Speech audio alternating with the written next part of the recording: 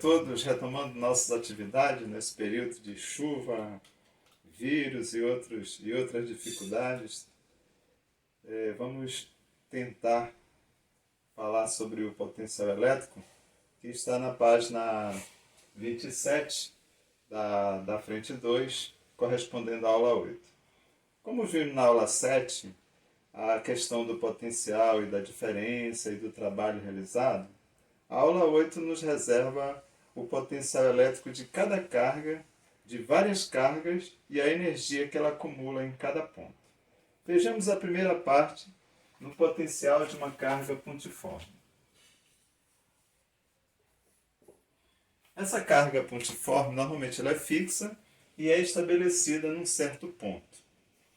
A uma certa distância dessa carga, vamos estabelecer um ponto qualquer, representando por letras do nosso alfabeto, A, B, C, D, só não E porque o E está comprometido com o campo elétrico.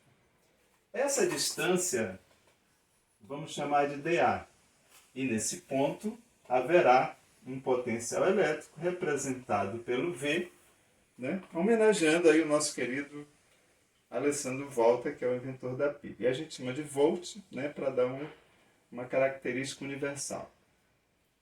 Esse potencial elétrico representando, então, nós vimos na aula 7 que ele é definido como sendo K0, o valor da carga, e dividido pela distância do ponto até a carga. Ok? Na segunda parte da aula,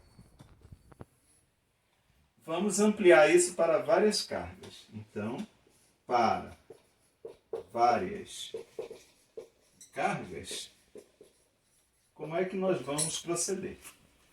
Bem, nesse caso, como o potencial elétrico é uma grandeza escalar, se eu tiver várias cargas em pontos qualquer do espaço, o potencial será a soma dos potenciais.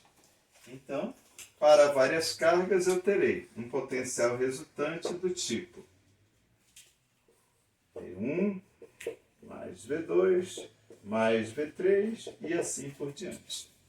É importante lembrar que, como o potencial é escalar, você vai ter que utilizar o sinal da carga, diferente lá da força e do campo, em que a gente considerava apenas um módulo. Ok? Então, prestar bem atenção se a carga é positiva ou se ela é negativa. Na parte 3 da nossa aula de hoje sobre potencial elétrico, vamos falar sobre a energia potencial. Ora, no começo nós tínhamos que a carga fixa gerava num certo ponto do campo elétrico um potencial elétrico que nós denominamos de VA porque o ponto é A. Se fosse B, era VB e assim por diante. Até então, você só tem nesse ponto um potencial.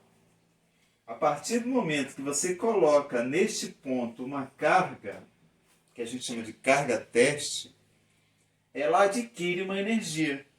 E essa energia potencial, porque é uma energia de posição, ela está relacionada ao valor que ela tem pelo potencial daquele ponto, que pode ser de uma carga ou de várias cargas, como nós vimos no item 2.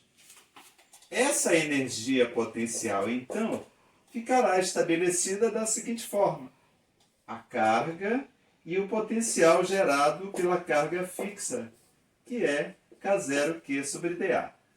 Arrumando esta fórmula para futura utilização, no caso, os exercícios que vocês adoram, teremos então o K0, o Qzão, que é a carga fixa, o Qzinho, que é a carga teste, dividido por essa distância. Então, nós temos aqui uma fórmula, vamos dizer assim, para a energia potencial daquele ponto.